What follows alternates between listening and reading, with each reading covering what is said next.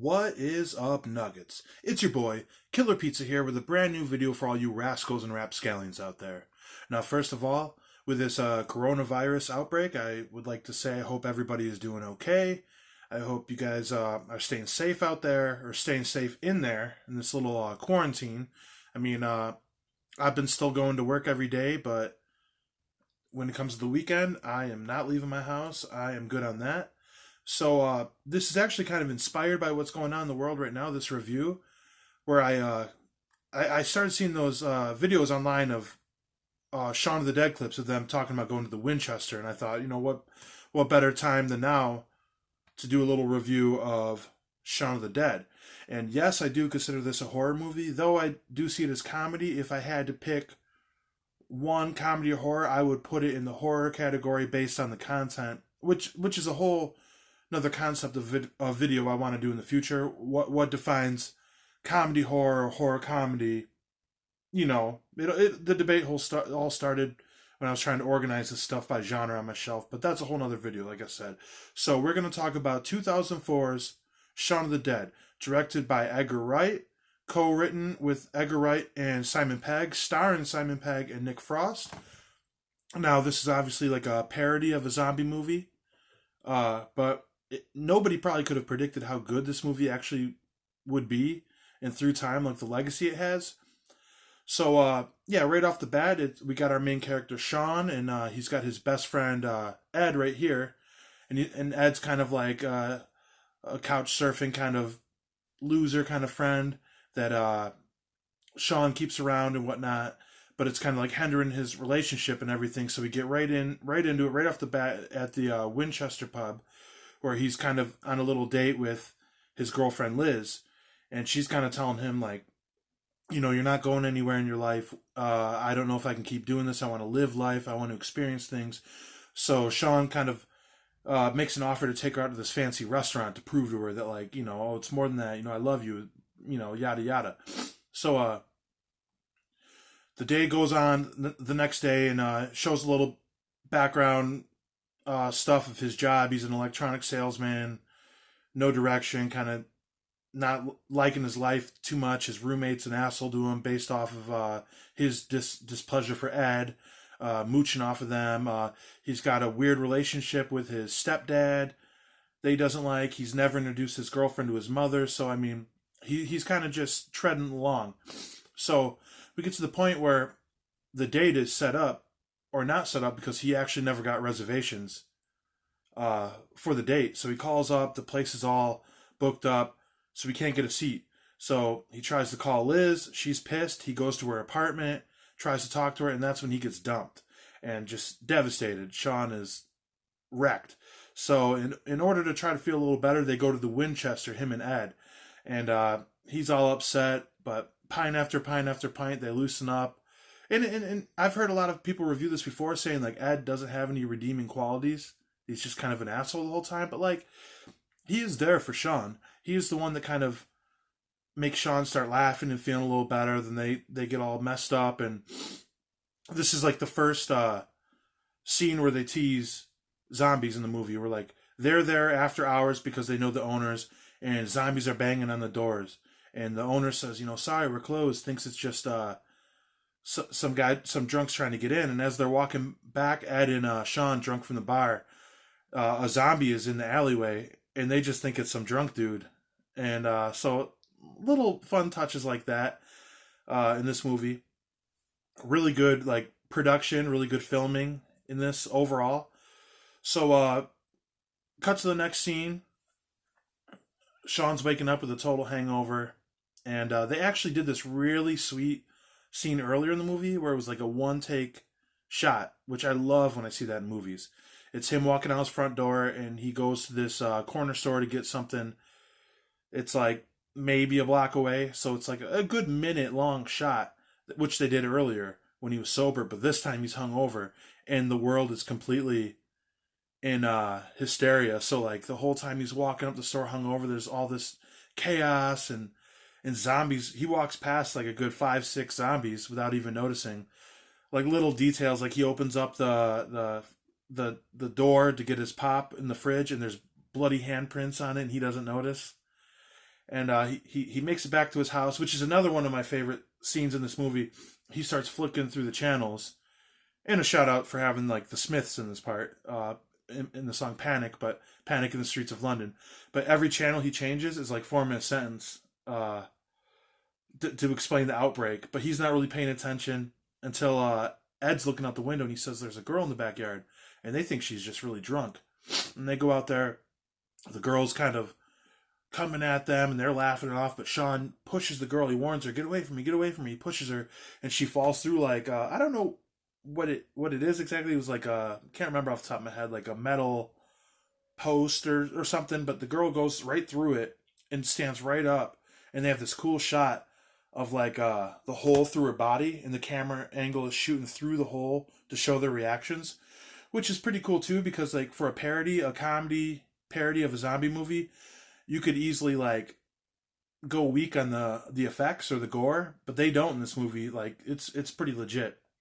So they end up freaking out. They go inside and they're trying to figure out what to do. And then more zombies start showing up at the window, and they gather up all these supplies, and they go outside. They start chucking all this stuff at the zombies. It's not working until I think Ed throws a vinyl record, and it hits one of the zombies, and it's working. So they go in and grab all Shaun's vinyls, because he used to be a DJ. And this is another funny scene where they're going through which ones to throw at the zombies. Oh, not that one. It's a classic. Okay, that one's fine. And they're throwing them. It doesn't really work until Shaun busts into his shed, and he gets this, was a cricket bat? I'm not too familiar because USA in this hoe, but I think it's like a cricket bat. He grabs the cricket bat, and Ed grabs a weapon, and they take out these zombies. They go inside. And like I always said, I love a hint of realism in a movie, like horror movies, because though this is a comedy, like when they go inside, they're pretty like, at least Shaun's pretty shook. He's pretty like upset that he just had to kill a man. But Ed's just sitting there eating the ice cream, which is actually how they got the name of, what is it, the Three Flavors Cornetto trilogy. Cornetto was a brand of ice cream in England, so that's this movie, Hot Fuzz, and World's End, or the trilogy of that. But, you know, I digress. So this is where, like, the internet kind of made me think about this movie. This scene right here, where the classic scene where Shaun's coming up with a plan. You know, we're going to go get Liz, we're going to go kill Phil, his stepdad, grab his mom, come back here, and wait for this whole thing to blow over. And then it keeps going on and on. Like, no, we can't stay here. It's not safe. We can't stay at Liz. It's not safe. Like, where's safe? And Ed comes up with a Winchester. So, like, we're going to go get Liz. We're going to go kill Phil. We're going to grab my mom, go to the Winchester, have ourselves a pint, wait for this whole thing to blow over. That's their plan. So, this is where the movie starts to really get a lot better. I mean, I can't say that the whole movie's good, but like the second act, because this is where Shaun starts to show like he's being heroic. Like the stuff Liz wanted from him to be like the step up and be a man, he's kind of showing it here, where he's the hero of the movie. So him and Ed take off. They pick up Liz, which another callback. This movie does that a lot. Where like when he first tried to talk to Liz, he was like, "If you guys won't buzz me into her apartment, I'll climb up the window." And then he buzzes back. And, you know, can you please let me in? He couldn't climb up the window. He's too out of shape. But this time, he climbed straight up the window to get in. He tells them, we got to get out of here. Everybody grabs a weapon. They make it back to the car. Then they go to his mom's house to pick up his mom. He goes to kill Phil. His mom he's wanting to leave Phil behind or whatever. And his mom isn't having any of it. So he reluctantly brings Phil with them. So everybody's in the car. They take off. And this is this movie's really good with having like not only horror and comedy mixed well together, but it really mixes like the dramatic moments really well. Because at this point, like Phil is about to die in the back seat, and he starts telling Shaun like, you know, I always loved you. I didn't mean to be on you so hard over these years. I just wanted to get the best out of you.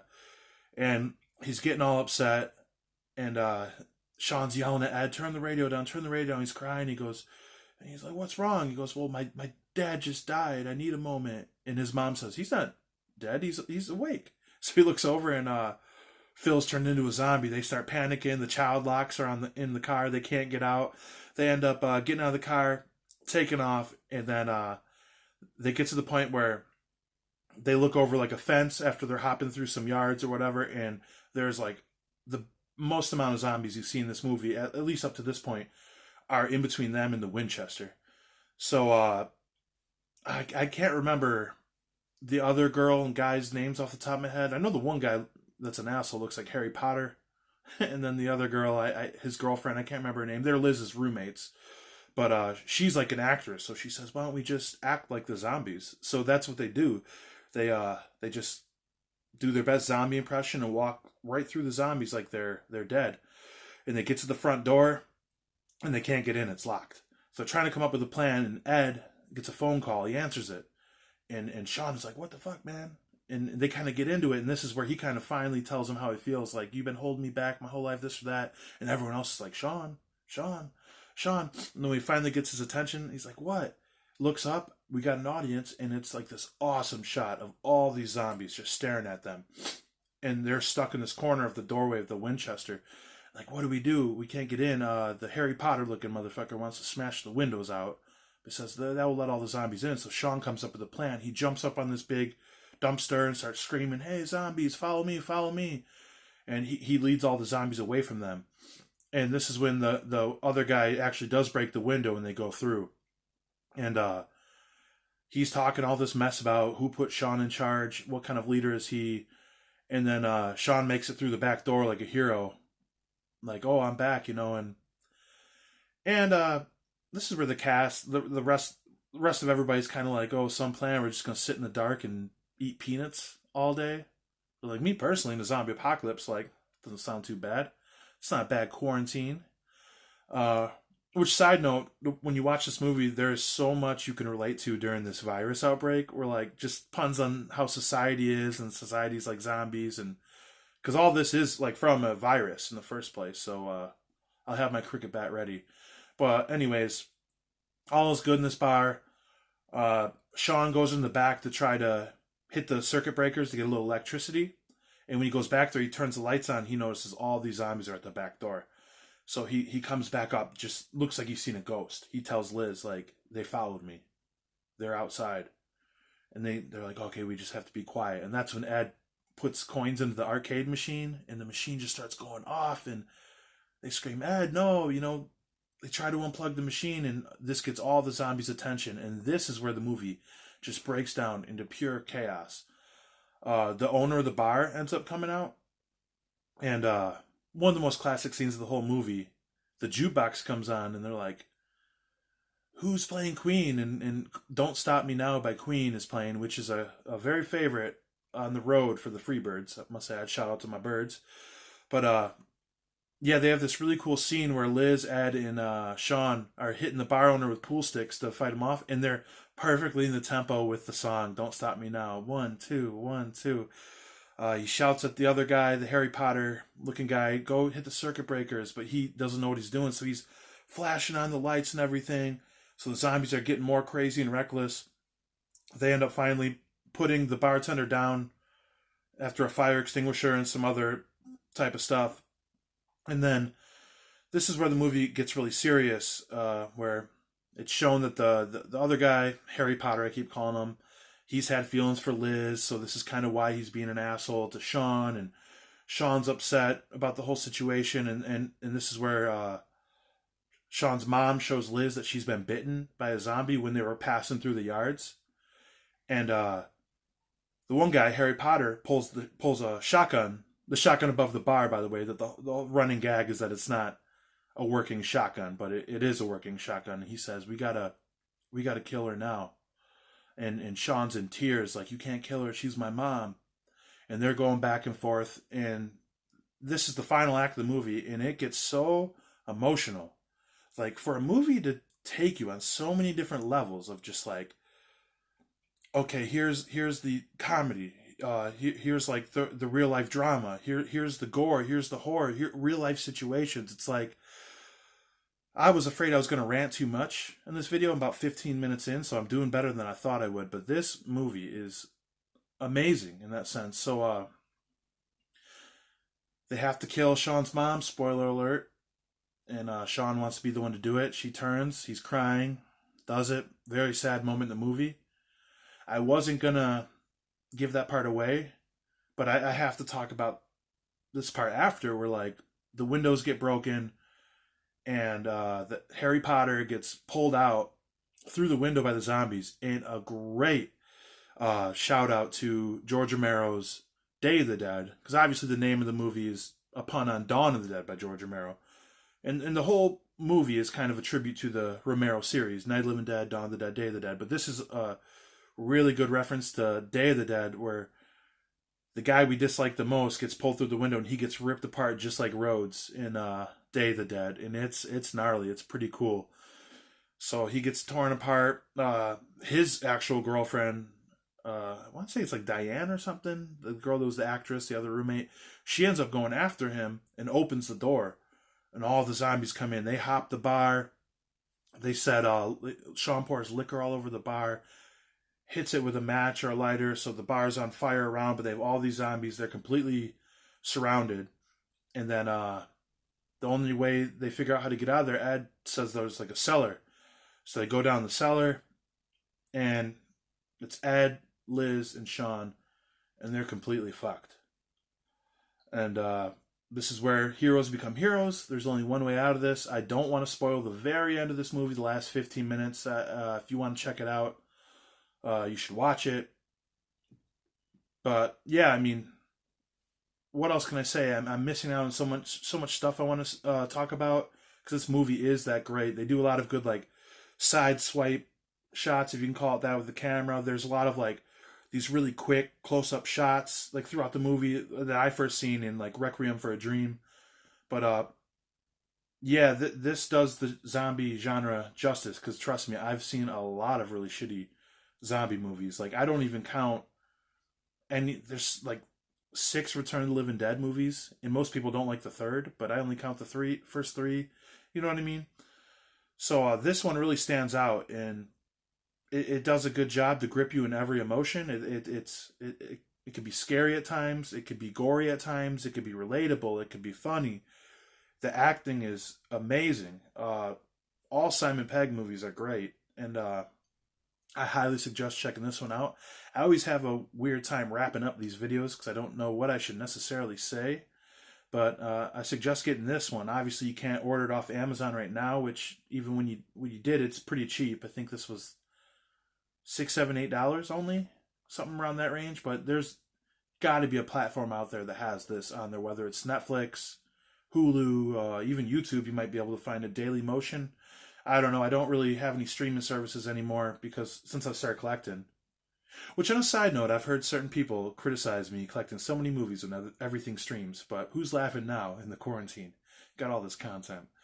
But yeah, this is a great movie. I would give it 5 cricket bats out of 5. This is absolutely amazing, and yes, I consider it horror. So check this one out if you have the chance, if you've never seen it. I feel most people have seen this movie, at least people around my age.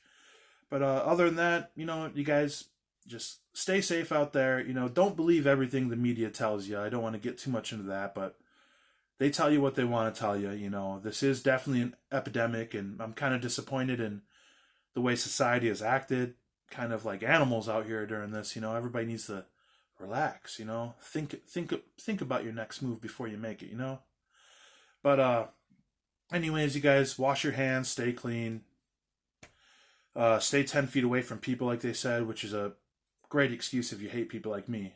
But just kidding, but not really. But yeah, stay safe out there.